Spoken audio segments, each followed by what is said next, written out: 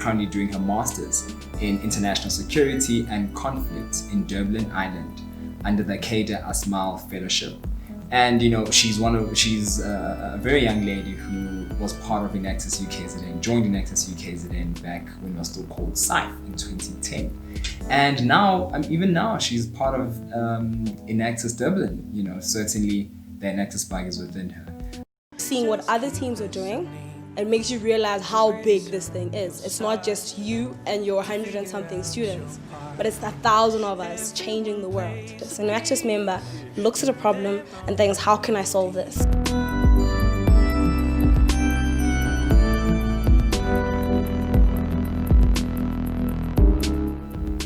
My name is Nkululeko Msomi, and I am your host for the Enactus Perspective today. Siru, welcome to the Enactus Perspective. How are you doing today?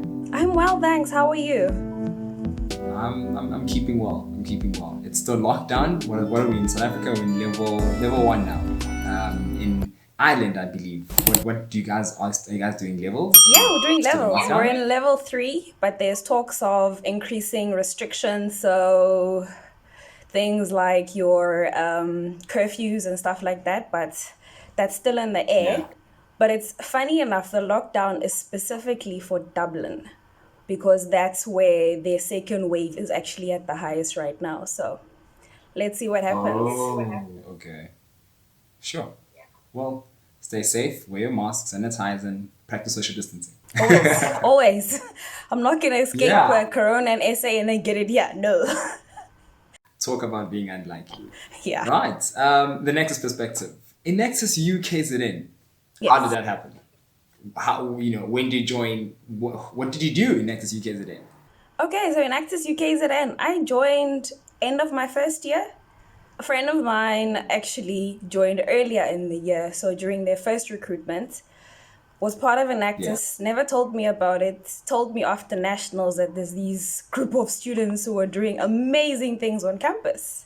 So I heard about it, searched about it. By the time recruitment came, I didn't even want to hear about it because I already knew I wanted to just be part of it. So that's how I actually joined from first year. That was 2010. And what did I do? So joined Enactus UKZN. I went from project manager, I was a project secretary for a bakery project, which we had at that time. I also was a deputy president. So basically, because we have 4 campuses, I was the president for my campus. So they're like 4 teams? No, it's one team, but because we're in different locations, we end up having like a deputy president just to run a campus. But we do have one overall president. Yeah, so I was deputy president for my campus. I presented at nationals. I was a backup presenter when Enactus UKZN went to the World Cup in Washington, D.C. And then This was which year? Which year was this again? This was when SIFE turned to Enactus. So Washington, D.C., that was, I think, 2012. So that was, I think, the highlight. We knew SIFE, and then when we get to Washington, D.C., it's like, no, forget SIFE. Enactus. We're Enactus now. Enactus.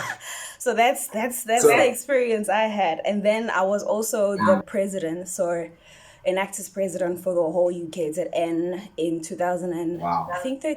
13, 14, yeah. Sure. So you really have played, the various roles from starting out to leadership positions. Yeah. And I'm pretty sure, during the process and all those years, you have maybe 1 or 2 great memories or like some great experiences that perhaps you could share with us. Okay. Highlight. I do actually. I do. So most important are beneficiaries. So I still remember the first time we went to Ulundi. At that time, we had a project with Mam Kwena in Ulundi who had chickens and had a vegetable sort of garden going there. So I think what always stood out for me was the beneficiaries' expression of when they get a sense of hope that you bring to them with whatever project you're doing with them. And also the level of trust as it grows, because initially there's a level of skepticism. Would see what are these kids here to do? And they're talking this whole lot of big jargon, but are they really here to change my life? And then the more you work with them, that level of trust, you can't explain it, you can't take it away from you. It reminds you of why we do what we do. The World Cup nationals are just extras. The most important thing is that feeling you get from working with beneficiaries. So that's the one experience. I mentioned the other one, which was World Cup. So SIFE changing to Enactus, and that initial announcement, like the whole room was like silent, and then boom, and you're like, SIFE, Enactus. And even the actually saying the word, like now for everyone else, it was like easy stuff. For us, it was like, that's so complicated. What is this? So that's the other Enactus. one. Yeah. Entrepreneurship acting in us. Yes. Yes. Yes. Oh, wow. And okay, so today, Yes. at this moment, what do you do now? I'm currently a student. So I'm doing a master's in international security and conflict in Dublin, in Ireland, as part of the Kada Asmal Fellowship. So South Africa and Irish cooperation that's there. There's a fellowship that's there. And the main reason for actually going back to school was because now I actually want to focus more on the linkages between the SDGs and migration, and looking more specifically at South Africa. And I mean, if you look at the issue of migration, issues of the xenophobia come up also, because clearly South Africa is not handling our migration issue very well. So that's why I'm here. And I want to go back then to South Africa and build capacities of not just the government, but other NGOs and other organizations working on this issue, so we can actually target this specific SDG, which is around migration and labor. So that's why I'm here. But in my former life, which is I think almost a month or two ago, I was working for an NGO which is based in South Africa that works with conflict management. And we basically we're working across Africa and around issues of conflict and peace and security. So I'm a humanitarian. Like, things need to be solved. So yeah. I mean, it started off from Enactus and, from your former life, and now even, having you back as a student. But I mean, we're all students of life. Yeah. You touched a bit on sustainable development. And, one of those is great humanity and being humanitarian. How difficult is it for us to achieve to meet the targets of the Sustainable Development Goals, in your view? I'm an optimist, sometimes realist, but mostly an optimist. And I feel it's actually doable.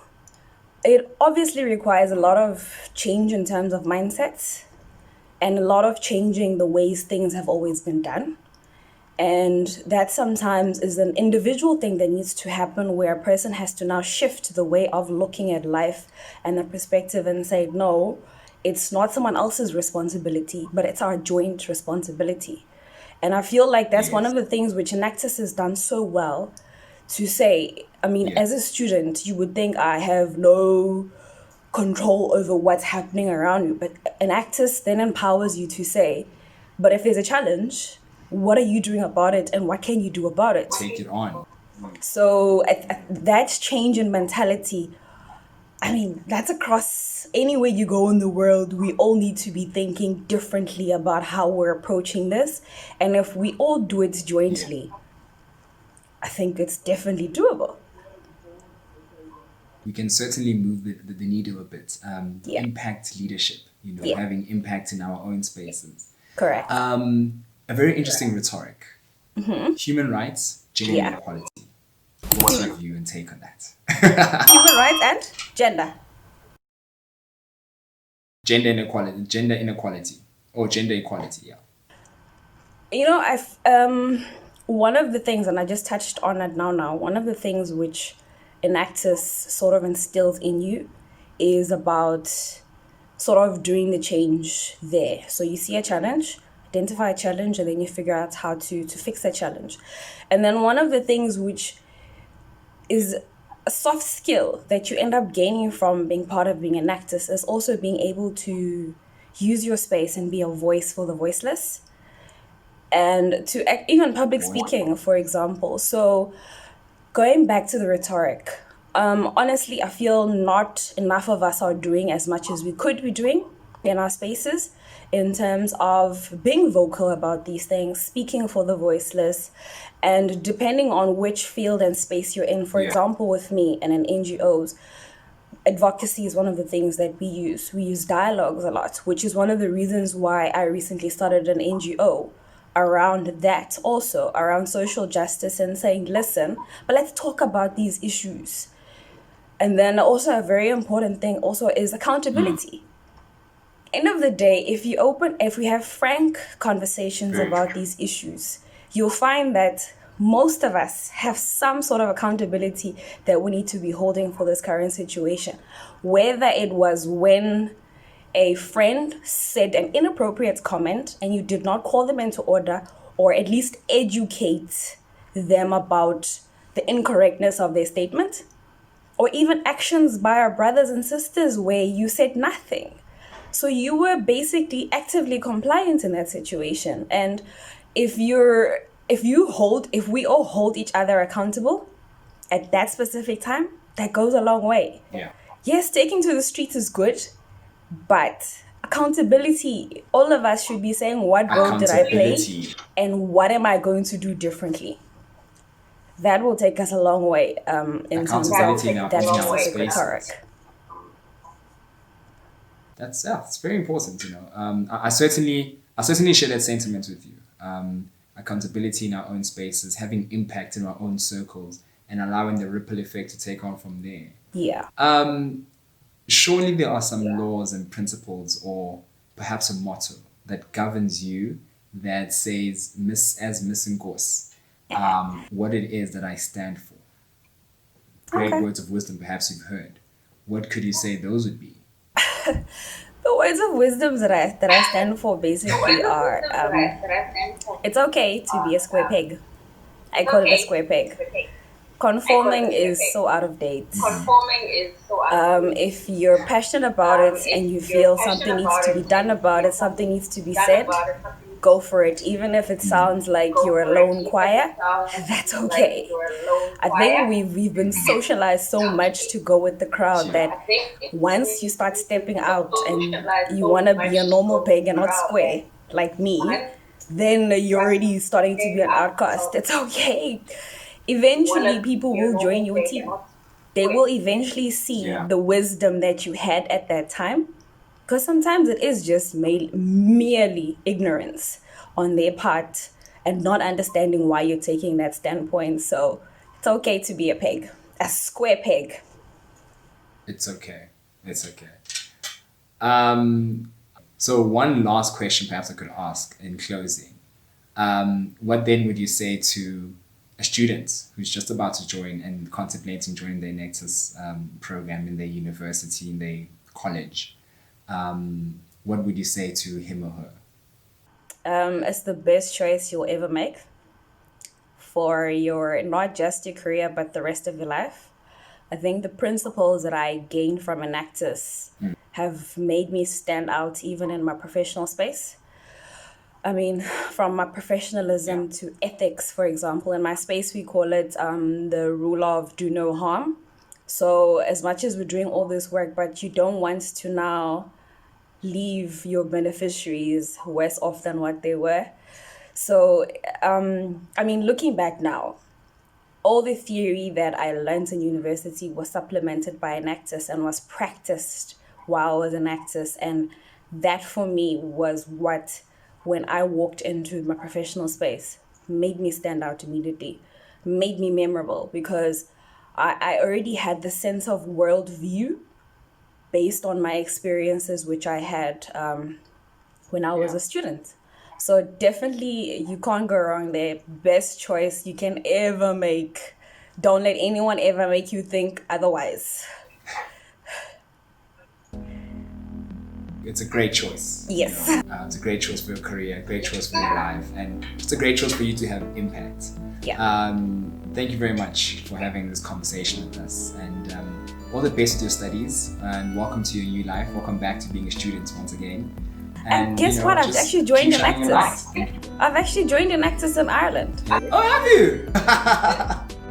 The university here, university was actually, for the World Cup, was in the same group with Enactus UKZN. Yeah. So I'm actually here already doing Enactus, so... Once it's in you, wherever you are, I think you'll forever just be, practicing what Enactus is really about. Yep. Alright, super. Yes. This is definitely. This is good. All right, so I'm gonna. Thank you very much. You're most welcome. Thank you for coming. Thank you. All right.